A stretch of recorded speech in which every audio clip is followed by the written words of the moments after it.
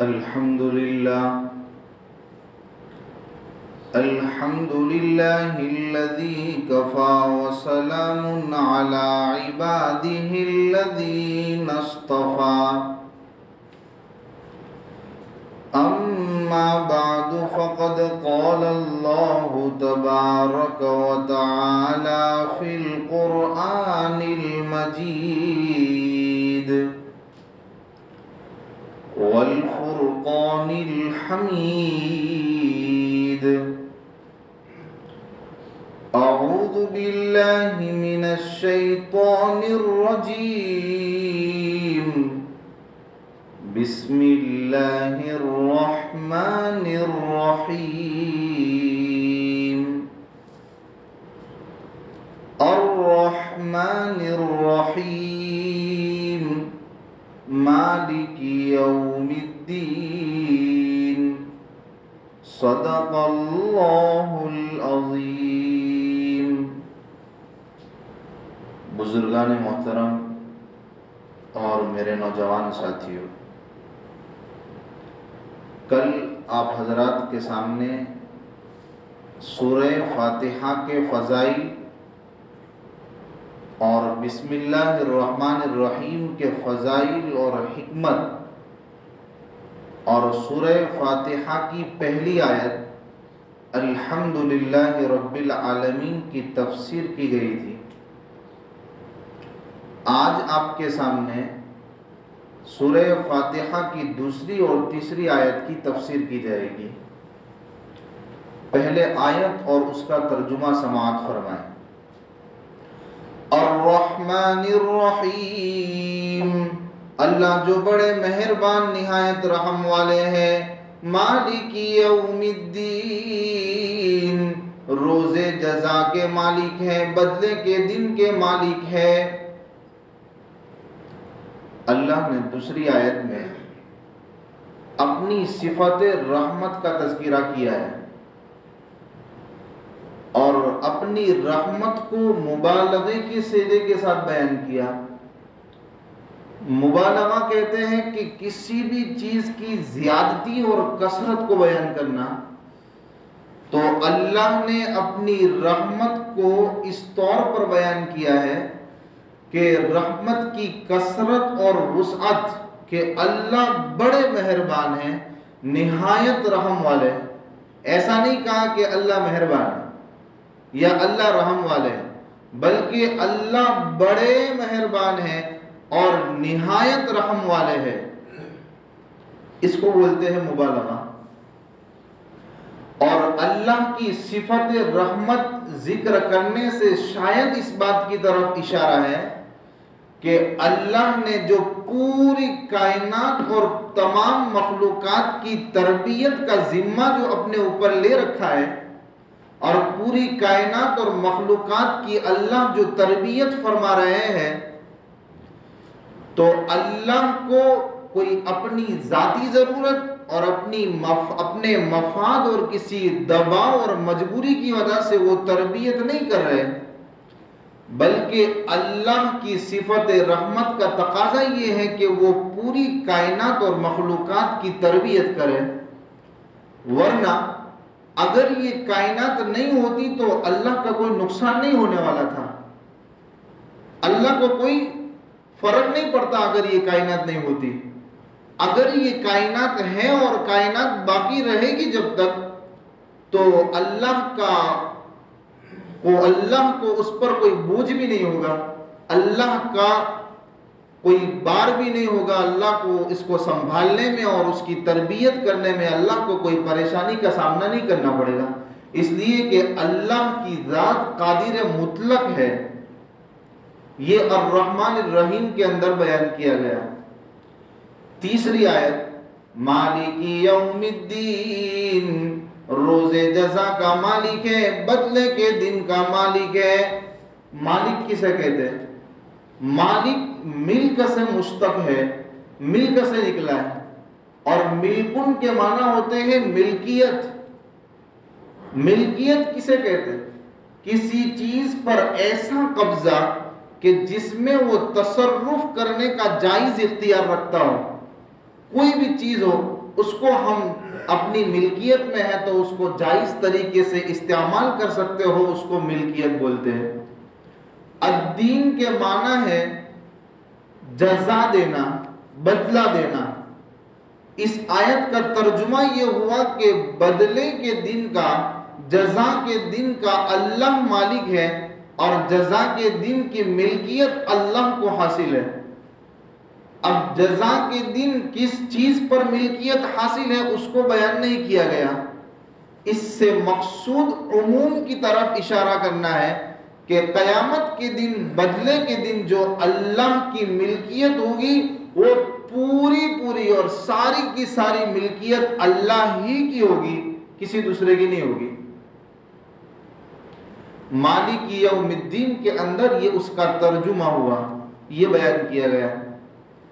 اب مالک یوم الدین کے اندر جو حکومت اور ملکیت کا تذکرہ کیا گیا ہے، اس کے اندر دو باتیں قابل غور ہیں۔ پہلی بات تو یہ ہے کہ یہ جزا کا دن کیا ہے، جزا کا دن کسے کہتے ہیں اور اس کی حقیقت کیا ہے۔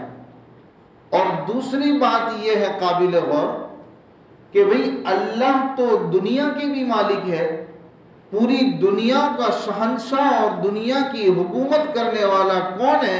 تو اللہ ہے۔ تو یہاں پہ روز جزا کی ملکیت کو خصوصیت کے ساتھ کیوں بیان کیا؟ دنیا کی حکومت بھی اللہ ہی کرتے ہیں۔ یہ دو باتیں قابل غور ہیں۔ پہلی بات کا جواب یہ ہے کہ روز جزا کہتے ہیں اس دن کو جس دن کو اللہ تبارک و تعالی ہمارے اچھے اور برے اعمال کا بدلہ جس دن ہونا ہے اس دن کو مقرر فرمائے، اس کو کہتے ہیں روز جزا۔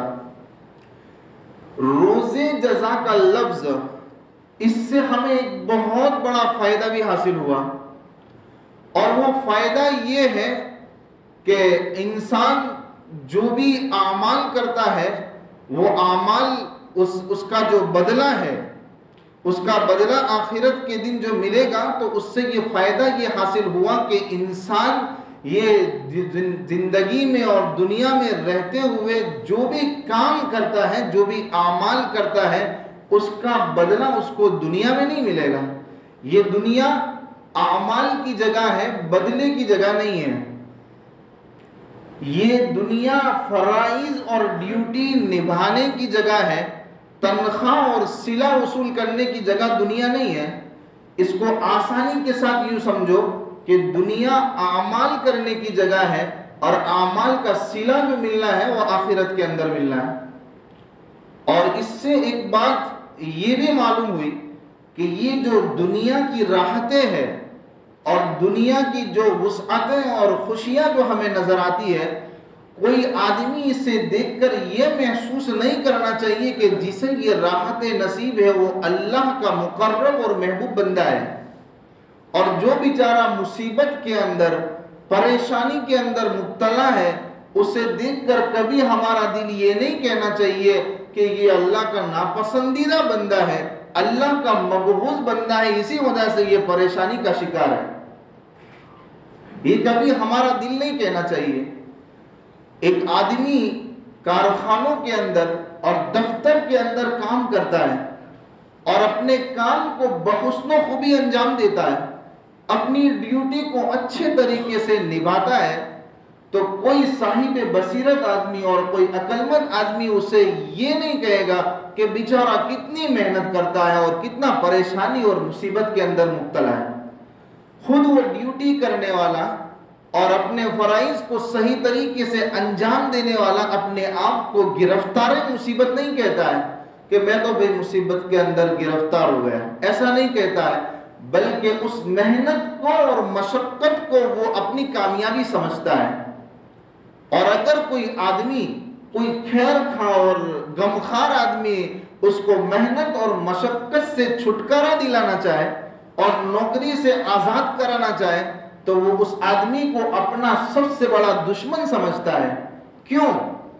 وہ اس لیے کہ اس آدمی کے سامنے محنت اور مشقت نہیں ہے، اس کی نظر اس محنت کی طرف نہیں ہے کہ میں کیا محنت کر رہا ہوں، مشقت کیوں اتنی برداشت کر رہا ہوں۔ اس کی نظر اس کی طرف ہے. جو مہینہ ختم ہونے کے بعد تنخواہ ملتی ہے نا، جو محنت کا اجر ملتا ہے اور اجرانہ ملتا ہے، پھل ملتا ہے، تنخواہ ملتی ہے، اس کی نظر اس کی طرف ہے.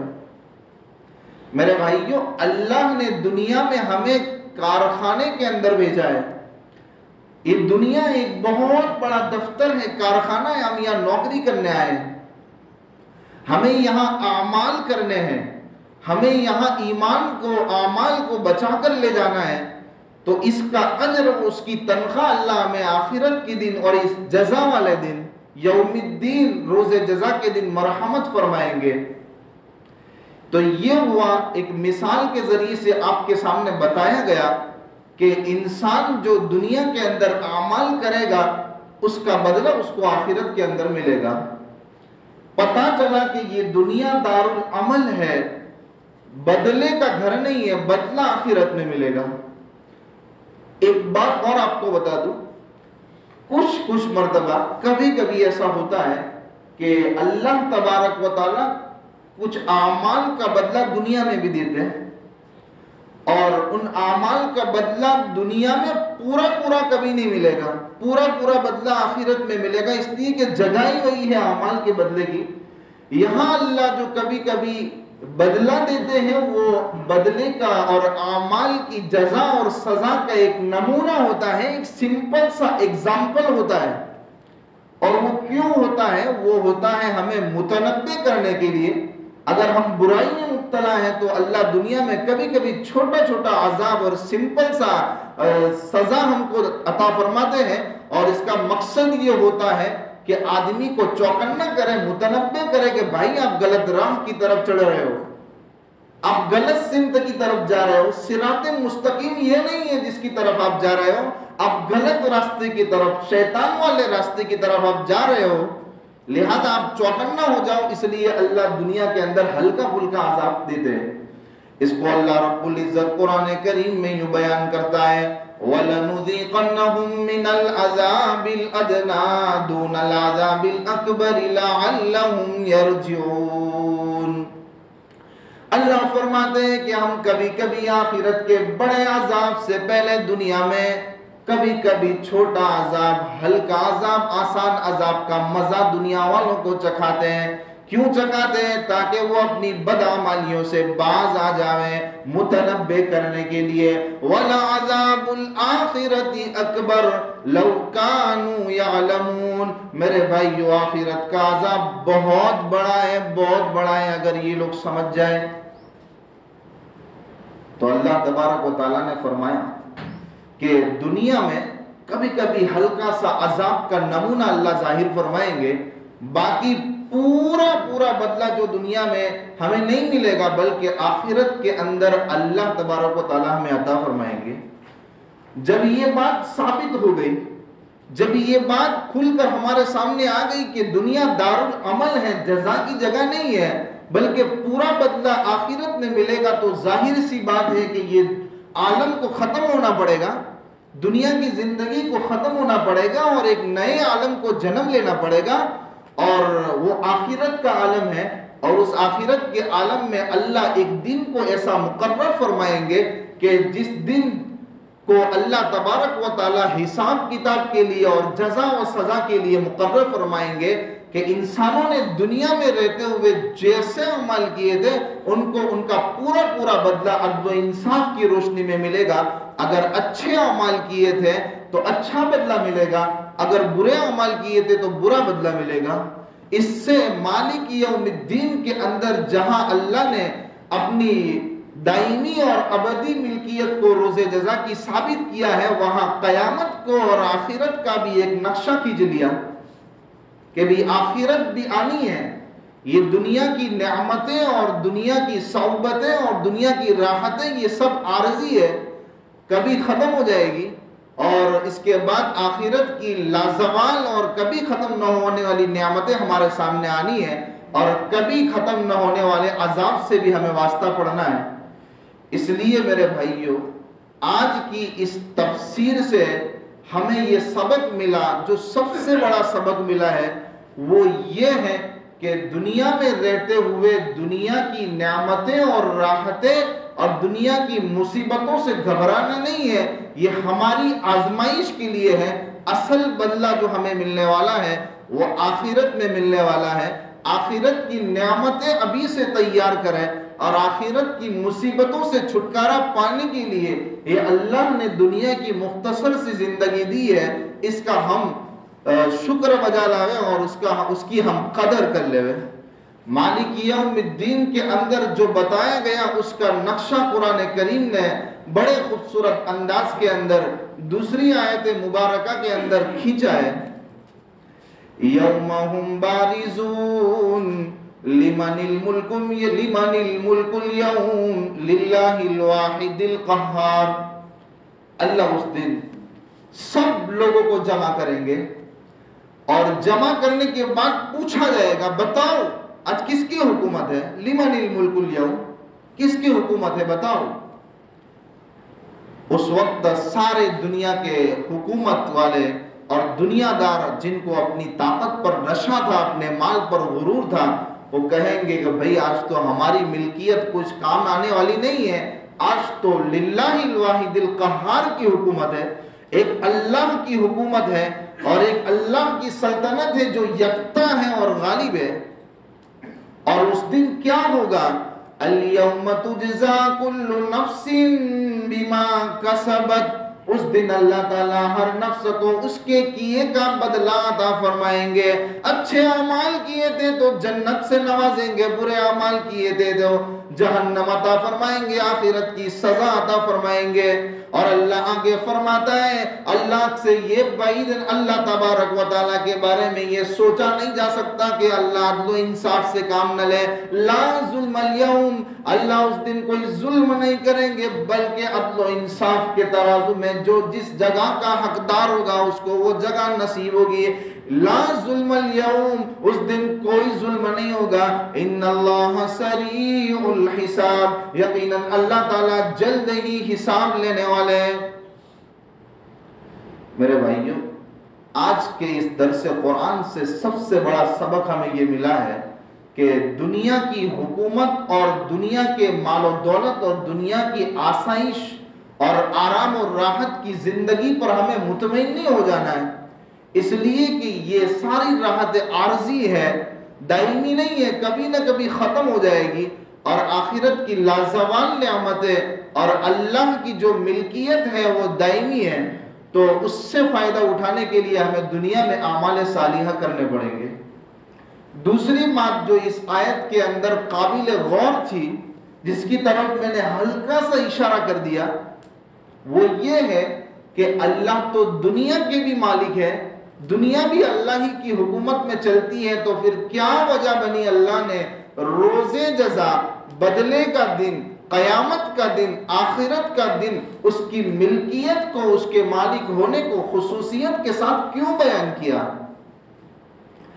اس کی وجہ یہ بیان کی گئی کہ یہ بات بدیہی ہے، کوئی اس میں شک نہیں ہے کہ واقعتاً اللہ دنیا کی ذروں کے اور کائنات کی ذرے کے مالک ہے، خالق ہے، اللہ ہی نے پیدا کیا ہے، اللہ ہی اس کو بڑھا رہے ہیں، اللہ ہی اس کی تربیت کر رہے ہیں، لیکن اللہ نے اپنے فضل سے اور حکمت بالغہ سے انسانوں کو ایک ناقص اختیار دیا ہے، ایک ناقص ملکیت عطا فرمائی ہے کہ اللہ کی ملکیت سے اس کو کمپیئر نہیں کر سکتے۔ اللہ کی ملکیت کی کوئی ابتدا نہیں ہے، اللہ کی ملکیت کی کوئی انتہا نہیں ہے، اللہ کی ملکیت زندوں پر بھی چلتی ہے، مردوں پر بھی چلتی ہے، جبکہ انسان کی ملکیت اس کے برخلاف ہے۔ انسان کی ملکیت جو ہے اس کا نہ کوئی اس کی ابتدا بھی ہے اور انتہا دونوں کے درمیان دائر ہے، یعنی پہلے نہیں تھی تبھی جا کر تو ابتدا ہوئی اور بعد میں بھی رہنے والی نہیں ہے۔ تو پھر کیوں اللہ کی ملکیت کو خصوصیت کے ساتھ جو جزا کا دن ہے وہ کیوں بیان کیا؟ تو یہ اللہ نے آزمائش کے لیے ہمیں ناقص ملکیت عطا فرمائی ہے، اللہ ہم کو آزما رہے ہیں، اللہ ہمارا امتحان لے رہے ہیں کہ میرا بندہ جب دنیا کے اندر میں اس کو ناقص ملکیت دیتا ہوں، یہی وجہ ہے کہ دنیا اس ملکیت کا احترام بھی کرتی ہے، کوئی بنگلوں کا مالک ہو، کوئی گاڑیوں کا مالک ہو، کوئی بڑا بزنس مین ہو، دنیا اس کی ملکیت کو اور اس کی عزت کو تصور کرتی ہے، مانتی ہے، لیکن کیا وہ بندہ دنیا میں رہتے ہوئے اپنی ملکیت پر غرور کرتا ہے، مغرور ہو جاتا ہے، یا فخر اور تکبر کرنے لگتا ہے؟ تو اللہ نے مالک یوم الدین کے ذریعے سے اس کے غرور کو توڑا ہے، اس کے غرور کو ختم کیا ہے۔ بھائی دنیا میں ناقص تجھے ملکیت دے دی، کیا تجھے ناقص ملکیت دے دی تو غرور کرنے لگا، اپنے آپ کو بڑا آدمی سمجھنے لگا، اپنے آپ پر، اپنی ملکیت پر فخر کرنے لگا، جبکہ وہ اللہ کی دین تھی، حقیقت میں اللہ کی ملکیت تھی۔ آج میری حکومت ہے اور اس میں تو تیری جو ناقص ملکیت تھی اس کا بھی خاتمہ کر دیا گیا ہے، اس کو بھی چھین لیا گیا ہے، ساری ملکیت، ساری حکومت آج اللہ کی ہے، اب کیا کرے گا؟ تو میرے بھائیو، اللہ نے آزمانے کے لیے ہمیں جو آرائش اور راحت کے جو اسباب دیے ہیں، یہ ہمارا امتحان ہے۔